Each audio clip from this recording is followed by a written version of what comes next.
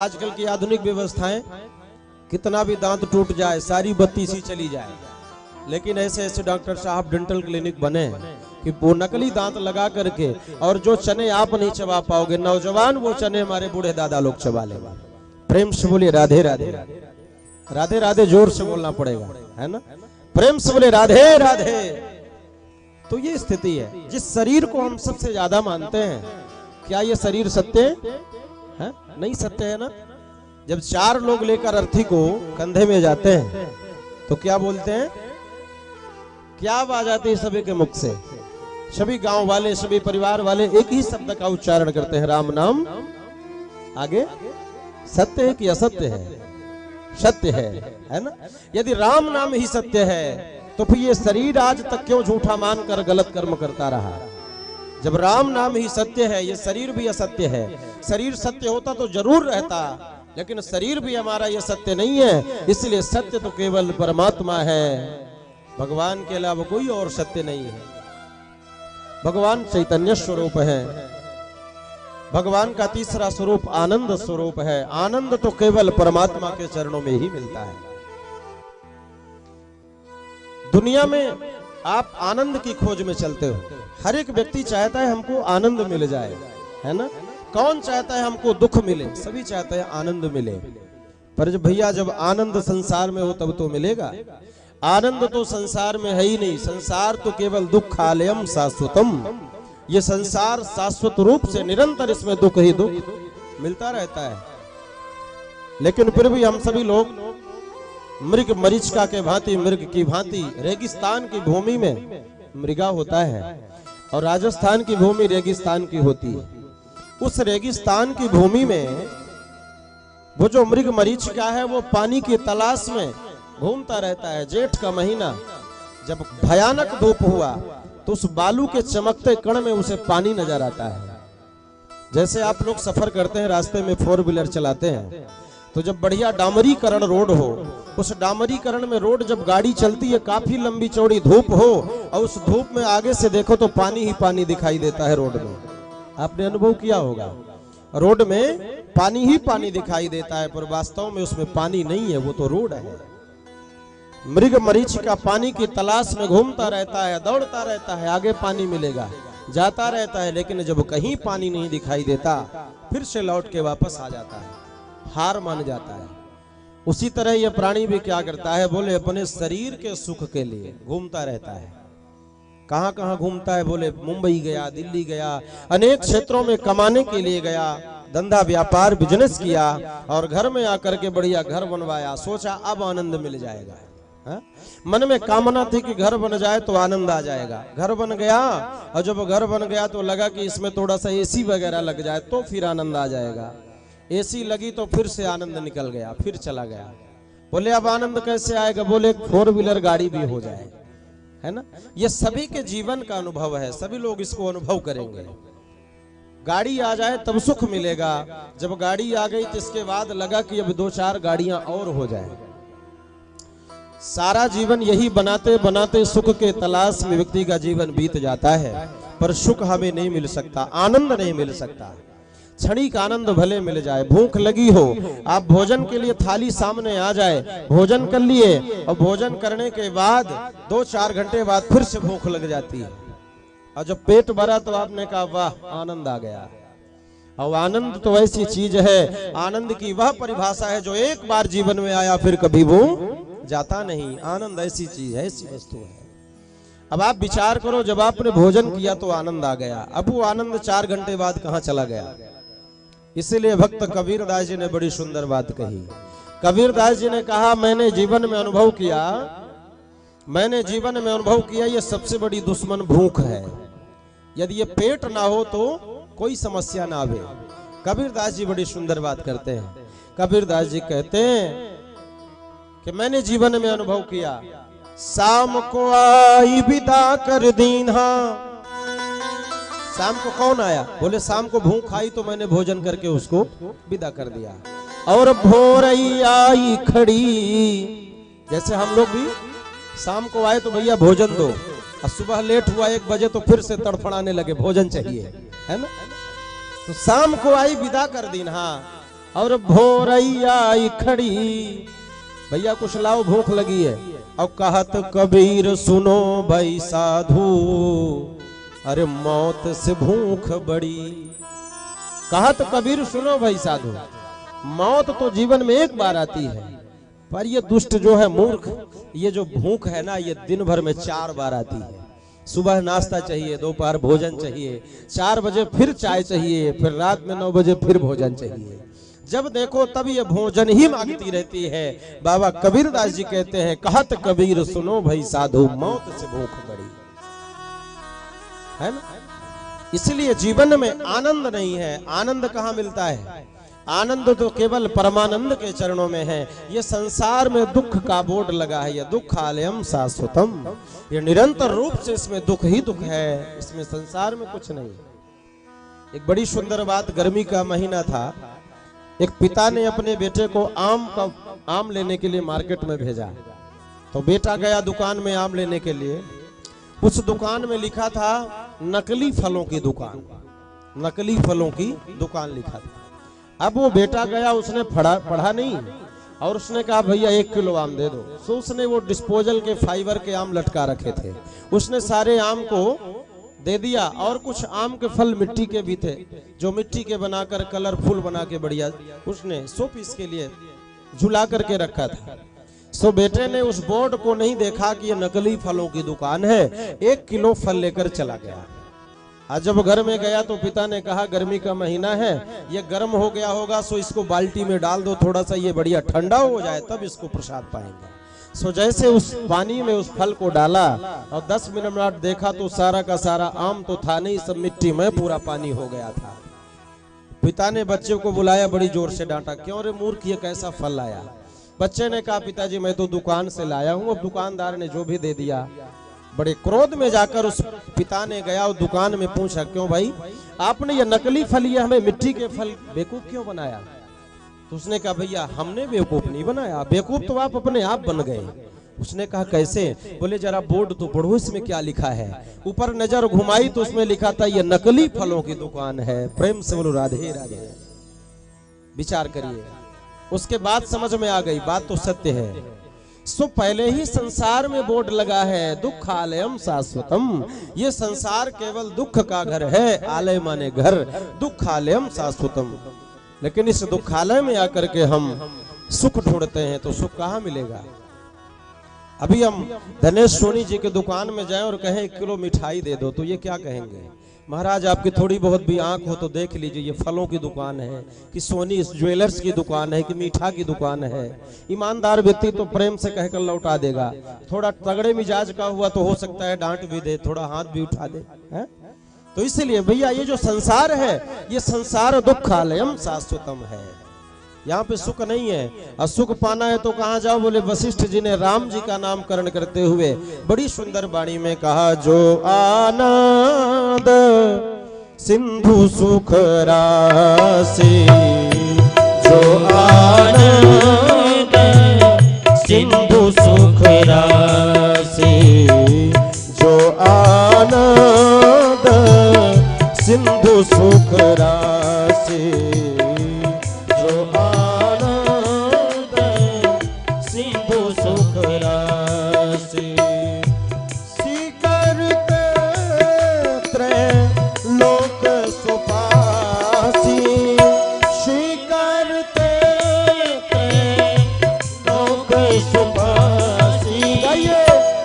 सुख धाम राम हस नाम, सो सुख धाम राम हस नाम, अखिल लोक दायक विश्राम, अखिल लोक दायक विश्राम।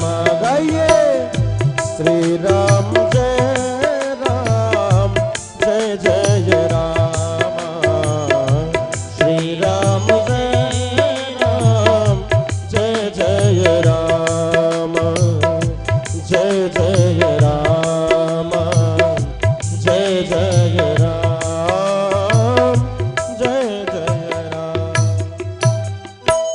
सुख धाम राम असनामा, अखिल लोकदायक विश्राम। यदि आपको सच्ची भक्ति पाना है, गोविंद की भक्ति पाना है, शरण में जाना है, कहाँ जाओ? सो सुख धाम राम असनामा। सुख का धाम कौन है? मतलब सुख की दुकान कहाँ है?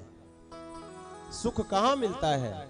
संसार में आप सभी पदार्थों को द्रव्य से खरीद सकते हैं, पर भला बताना कहीं किसी भी बड़े बड़े शहरों में सुख की दुकान हो तो बताओ, आनंद की दुकान हो तो बताओ। हर जगह दुकानें होती, फलाने वस्तु की दुकान, पर आनंद की दुकान कहाँ है? ये ब्रह्मांड में कहीं भी नहीं है। यदि आनंद की दुकान है तो केवल यही भी दुकान है जहाँ पर आप सभी लोग बैठे हो। इसलिए आनंद पाना है तो आनंद कंद के चरणों में जाइए, आनंद मिलेगा। हम लोग आनंद की खोज में फालतू वृथा भटकते रहते हैं। ऐसा दिव्य आनंद भगवान के चरणों में मिलेगा। भगवान के आनंद के रूप की परिभाषा का बढ़िया व्याख्यान किया गया। प्रेमियों, भगवान के नाम लेने से, कथा सुनने से क्या होता है? बोले तापत्रय विनाशाय। तापत्रय विनाशाय, 3 प्रकार के ताप हर एक व्यक्ति के जीवन में होते हैं। कौन कौन? बोले दैहिक दैविक भौतिक तापा, दैहिक दैविक भौतिक तापा, दैहिक दैविक भौतिक तापा, दैहिक दैविक भौतिक तापा। राम राज काहू नहीं व्यापार, राम राज काहू नहीं व्यापार। हर एक व्यक्ति के जीवन में 3 ताप होते हैं। दैहिक ताप किसे कहते हैं? दैहिक ताप वो होता है जो हमारे शरीर से उत्पन्न रोग होते हैं, उसी का नाम दैहिक ताप होता है। फोड़ा हो गए, फुंसी हो गए, बीमारियां हो गई, उसका नाम दैहिक ताप है। और दैविक ताप कौन है? दैविक ताप वह है जो भगवान के द्वारा दिया हुआ, प्रकृति के द्वारा जो दिया हुआ ताप है, उसे दैविक ताप कहते हैं। और भौतिक ताप किसे कहते हैं? बोले भौतिक ताप वह है जो संसारिक लोगों के द्वारा दिया हुआ ताप है, उसका नाम भौतिक ताप है। सो दैहिक दैविक भौतिक तापा, राम राज काहू नहीं व्यापा। ऐसे भगवान के ये तीनों ताप नष्ट हो जाते हैं भगवान के नाम स्मरण करने मात्र से। ऐसे भगवान श्री कृष्ण को हम सभी लोग श्री कृष्णाय वयं नुमः। बोलिए कृष्णचंद्र भगवान की जयकारा जोर से होना चाहिए। बोल बांके बिहारी लाल की। इस तरह से भगवान के तीनों स्वरूपों का वर्णन किया गया। और अब आइए सभी हम श्रवण करते हैं। नैमिषारण्य क्षेत्र में विराजमान 88,000 मुनि महात्मा आज सूत जी के मध्य विराजमान हैं और सूत जी महाराज से प्रार्थना करते हैं। ये 88,000 मुनि कौन है? बोले सब महात्मा है। और ये सूत जी कौन है? बोले ये सूत जी इन सब के गुरु जी हैं। आज इस नैमिष क्षेत्र में सभी महात्मा गण बैठ करके सूत जी महाराज से प्रार्थना करते हैं। आइए सर्वप्रथम हम श्रवण करिए नैमिष क्षेत्र क्या है। यह नैमिष क्षेत्र में ही क्यों सारी कथाएं होती हैं, चाहे वो सत्यनारायण हो, चाहे वो भागवत कथा हो, चाहे वो कोई भी कथा हो, सारी कथाएं नैमिष क्षेत्र में हुई। अब वो नैमिष क्षेत्र का महत्व क्या है? नैमिष क्षेत्र ये कहां पर है आइए जानते हैं। यह नैमिष क्षेत्र उत्तर प्रदेश में लखनऊ के पास सीतापुर डिस्ट्रिक्ट में पड़ता है। पूर्व समय की बात है। सारे मुनि महात्मा जब जब यज्ञ करते तो कोई न कोई बाधा, आज ही नहीं ये पहले से भी मारीची सुबाहु थे, और जब जब भी ये कोई धर्म कर्म करते तो ये दुष्ट आकर यज्ञ में विघ्न डाल देते। सो महात्मा लोग बड़े पीड़ित हुए। महात्माओं ने जाकर भगवान विष्णु से निवेदन किया, हे प्रभु ऐसा कोई स्थान बताइए जहां पर हम सभी प्रेम से बैठ करके और भगवान का कथा श्रवण कर सकें, यज्ञ पूजा कर सकें। सो भगवान प्रसन्न हो गए और भगवान ने कहा चिंता मत करो। परमात्मा ने अपने सुदर्शन चक्र को निकाला, आदेश दिया भैया जाओ जहां पर तुम्हें ठीक लगेगा वहीं पर इनके लिए स्थान नियुक्त कर देना। सो सुदर्शन चक्र चला भगवान की आज्ञा मानकर।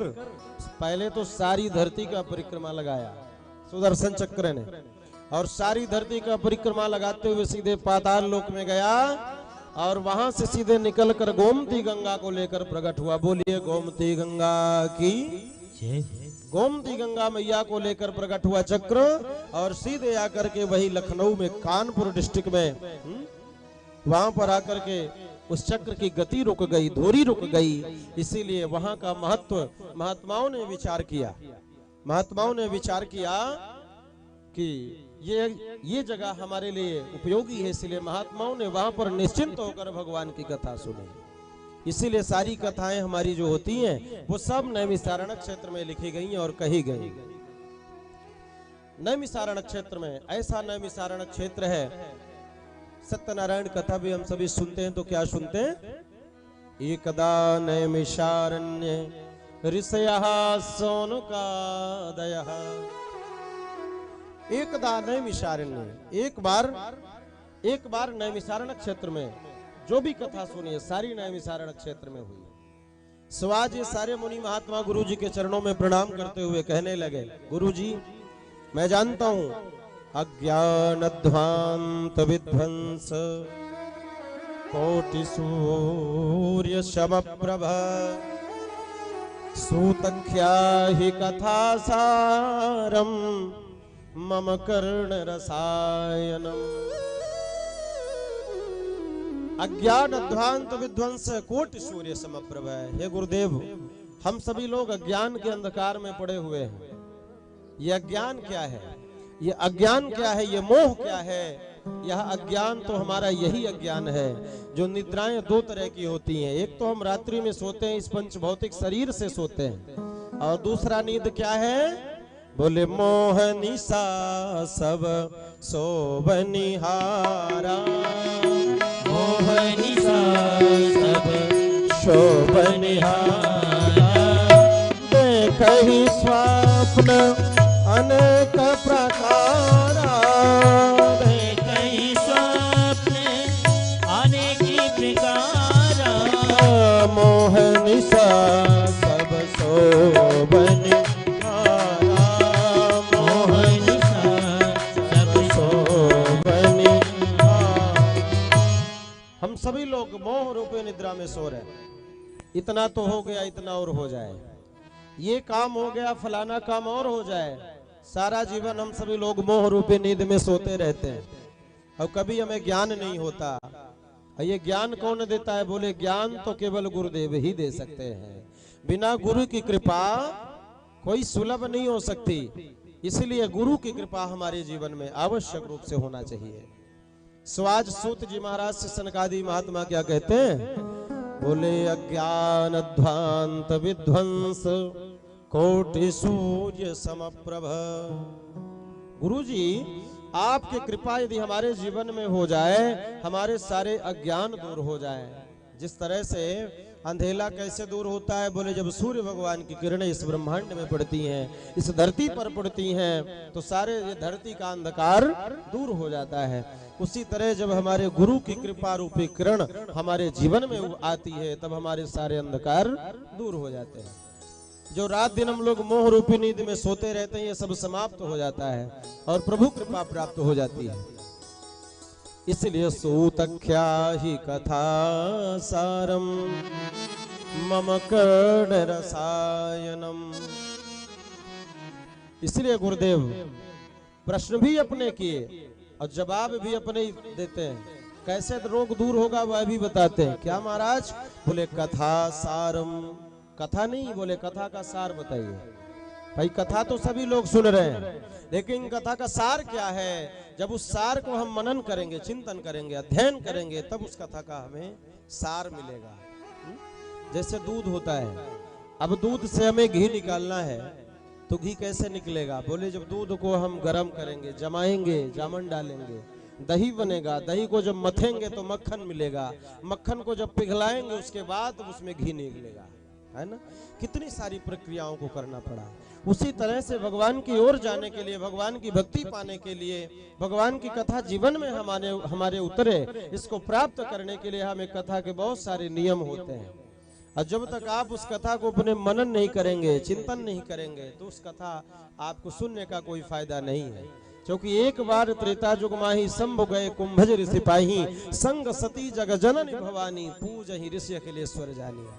साथ में सती मैया गई, पर सती मैया ने कथा नहीं सुनी। कथा तो केवल महेश ने सुनी, सुनी महेश परम सुख मानी। सती ने क्यों नहीं सुना? बोले उनका मन कथा में नहीं था। इसीलिए तन जहां पर बैठा वहीं पर हमारा मन भी हो, और मन के साथ साथ हमारा चिंतन भी हो।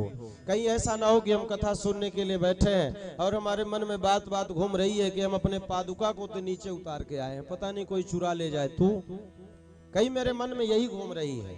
घर में ताला बंद करना भूल गए, या घर का काम करना भूल गए। राम राम 3 घंटे हम दुकान बंद किए हैं, इस 3 घंटे में सीजन चल रहा है, कितना इनकम होता है ना।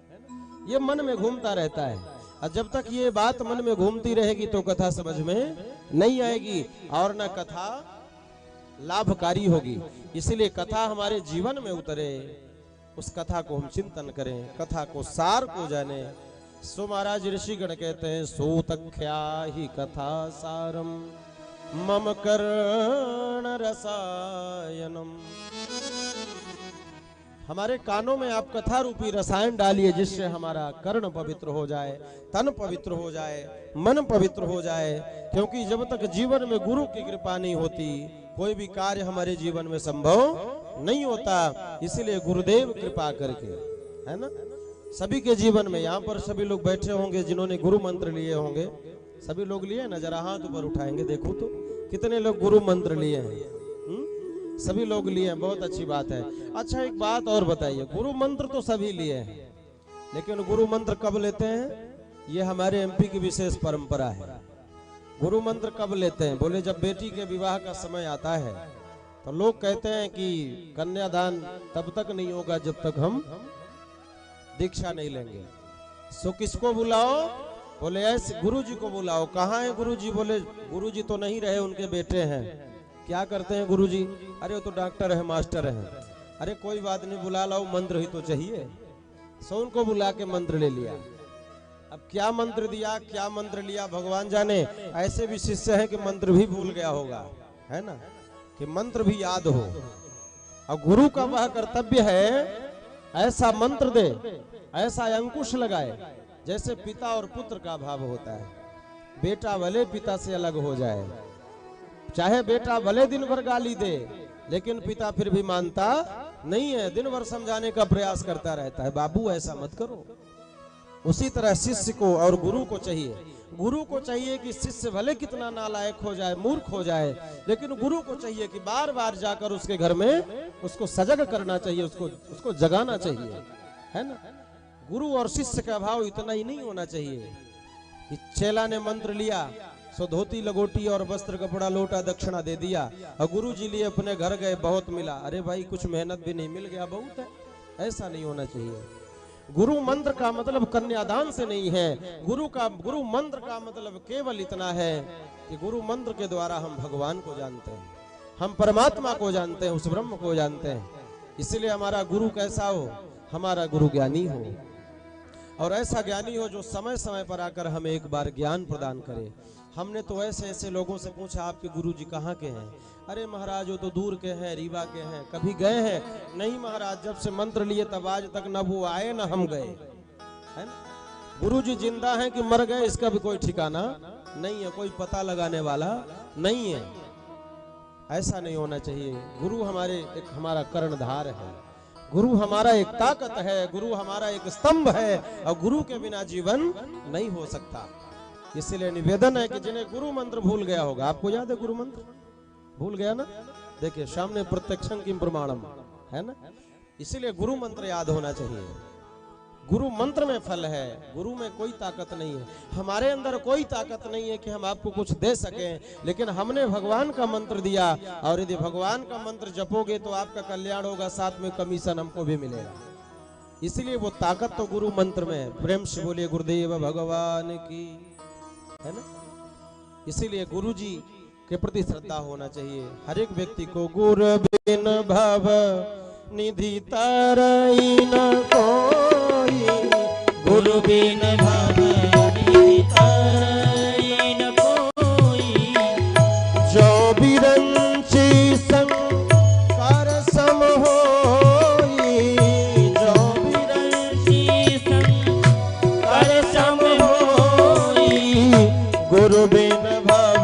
निधि ताई न कोई।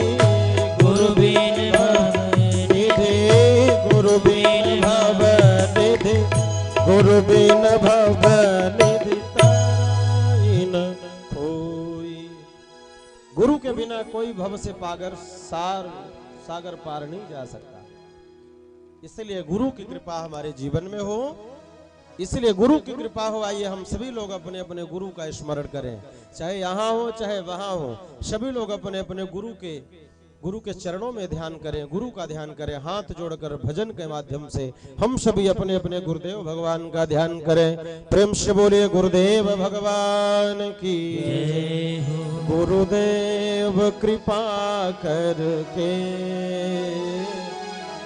सभी लोग याद करें। गुरुदेव कृपा करके मुझको अपना लेना। गुरुदेव कृपा करके मुझको अपना लेना। गुरुदेव दया करके, गाइए, मुझको अपना लेना। गुरुदेव कृपा करके मुझको अपना लेना। ओ मैं शरण पड़ा तेरी, मैं शरण पड़ा तेरी, चरणों में जगा देना। गुरुदेव करके मुझको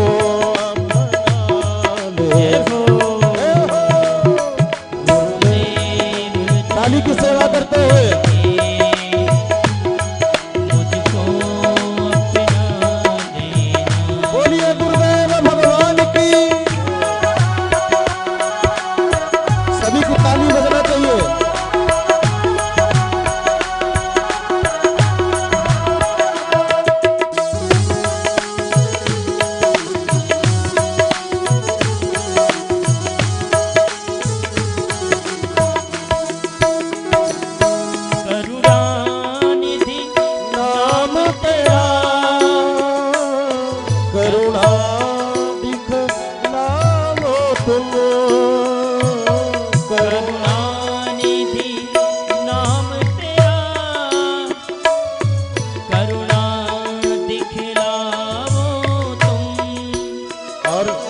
हम सभी अपने अपने गुरुदेव भगवान से ध्यान करें। हे करुणानिधि, हमारे भाग्य सोए हुए हैं। हाँ, सोए हुए भाग्यों को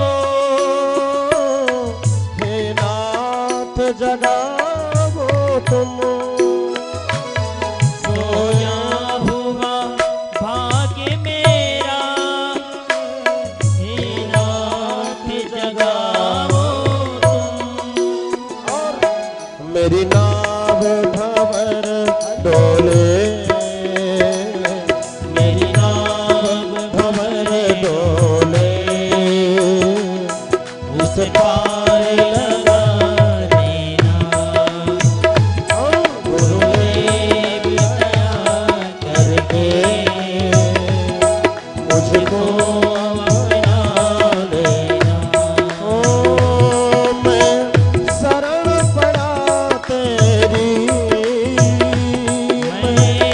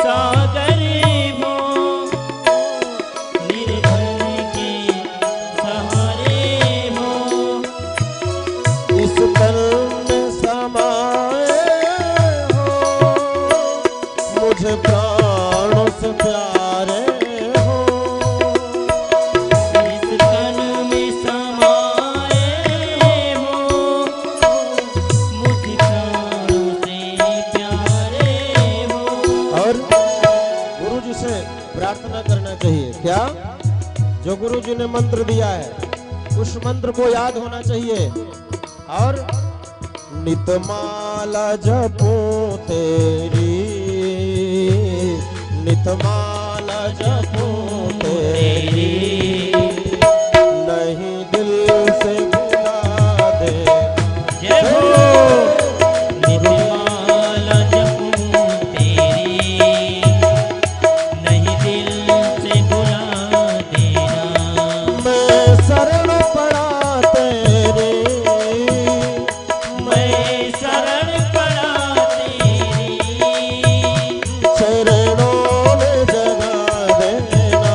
जय हो। गुरुदेव दया करके मुझको अपना ले। बोलिए गुरुदेव भगवान की। देव दया करके मुझको अपना ले। आइए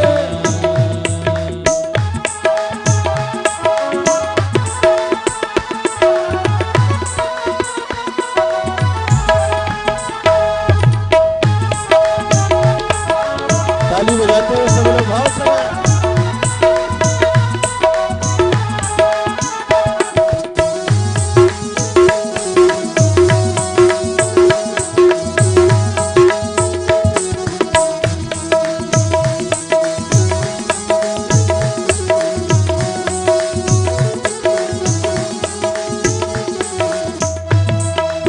और अंत में शिष्य गुरु जी से कहता है, हे गुरुदेव भगवान, पापी हूँ कपटी हूँ,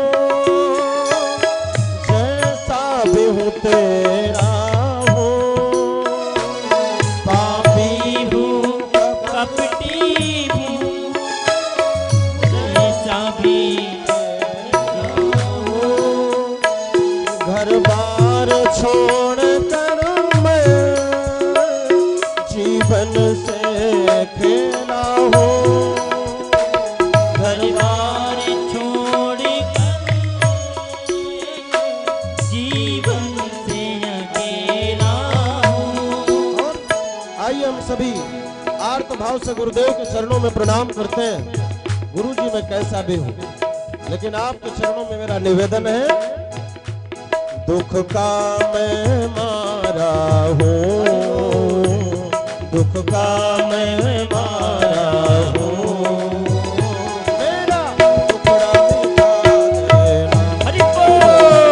गुरुदेव दया करके मुझको अपना लेना। ओ मैं शरण पड़ा तेरी, मैं शरण पड़ा तेरी, ओ मेरे दुख ने मिटा देना। गुरुदेव हरि बोल। करके मुझको अपना लेना। गुरुदेव कृपा करके मुझको अपना लेना, मुझको अपना लेना, मुझको अपना लेना, मुझको अपना लेना।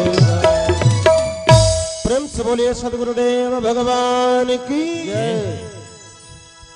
गुरुदेव कृपा करके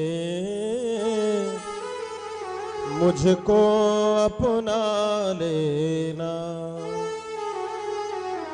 इसीलिए गुरु जी कृपा करके हमारे जीवन में आपकी कृपा मिल जाए, बस इसके अलावा कुछ नहीं चाहिए। इसीलिए गुरु के प्रति हमारा समर्पण भाव होना चाहिए। गुरु हमारा कैसा भी हो, पहले तो प्रयास करें कि गुरु ज्ञानी हो, है ना। गुरु जो हमारा हो ज्ञानी हो। क्यों ज्ञानी हो? जब जीवन में किंग कर्तव्य विमूढ़ प्राणी हो जाता है, क्या करूं, सारी जगह से थक हार के चला जाता है, तब गुरु के पास आता है। और जब गुरु जी के पास आता है तो सारी समस्याओं का निदान हो जाता है। राजा दशरथ जी को चौथेपन भी जब बालक नहीं हुए, संतति नहीं हुई, तो कहां गए? बोले गुरु गृह गए तुरंत महिपाला। तुरंत गुरु के चरणों में गए। परिणाम क्या मिला? बोले धरम धीर होई है सुतचारी। चार चार बच्चे तुम्हारे घर में होंगे, ये गुरु की कृपा का प्रभाव है। इसीलिए गुरु के प्रति हमारी श्रद्धा होनी चाहिए, भाव होना चाहिए। सो आज गुरु जी ने कृपा करके प्रसन्न हुए और गुरु जी कहते हैं देखो देखो महंत संतों, ये संसार क्या है? बोले काल ब्याल मुखग्रास त्रास निर्णास है तबे। ये संसार क्या है? बोले काल ब्याल मुखग्रास। ये जो संसार में लोग हैं ना, ये सभी काल के ग्रास बने घूम रहे हैं। काल किस समय किस क्षण हमको ग्रास बना ले कोई ठिकाना नहीं है। जैसे कुएं में मेढक और सर्प दोनों रहते हैं, आपस में दोनों की शत्रुता है, और सर्प कब मेढक को अपना ग्रास बना ले कोई ठीक नहीं है। उसी तरह से ये शरीर, ये जो संसार में शरीर आया है, जो ये जो तन है, इस तन का कोई भरोसा नहीं है कि काल कब आकर हमारे ऊपर प्रहार कर देगा। और जब काल आ जाएगा तब हमारे पास एक भक्त भी समय नहीं रहेगा। आया है सो जाएगा राजा रंक फकीर, कोई सिंहासन चढ़ चला कोई बांध